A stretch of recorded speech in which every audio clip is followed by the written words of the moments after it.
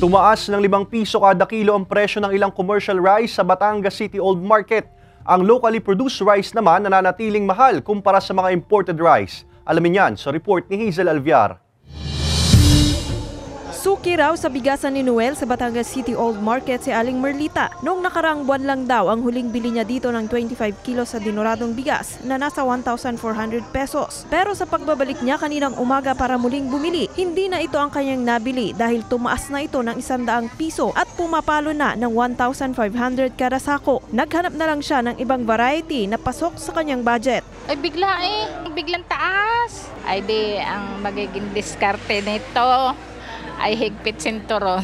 Ayon sa ilang rice retailers, hindi raw nila maiwasang ipasa sa kanilang customer ang mataas na presyo dahil mahal na rin ang kuha nila sa kanilang mga supplier. Sa demand din ng ng bigas, tapos yung main pa lang sila nag-aani ng bigas sa Mindoro, ganon.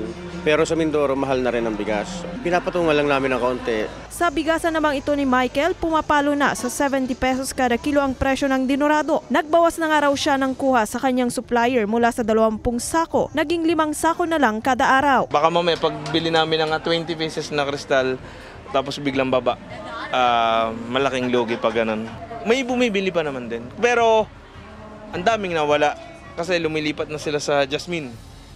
Mas mura na, masarap din naman. Ayon sa Samahang Industriya ng Agrikultura o SINAG, transportasyon ang pangunahing dahilan ng pagtaas sa presyo nito. Yung dinorado kasi galing Mindanao pa. Siguro may cost doon sa transport from Mindanao to Luzon. Kapansin-pansin din na mas marami pa ring mga imported rice na ibinebenta sa pamilihan kumpara sa mga local produced. Mas mahal daw kasi ang lokal kumpara sa mga imported, bagay na mas kinakagat ng mga namumuhunan. Mas kumikita kami sa imported dahil mas mura nga siya. Maganda pa ang kalidad. Dagdag pa ng SINAG, posibleng magkaroon ng pagbaba sa presyo ng bigas sa merkado sa susunod na buwan. Kasama si Kel Ravaca, Hazel Alviar, Balitang Southern Tagalog.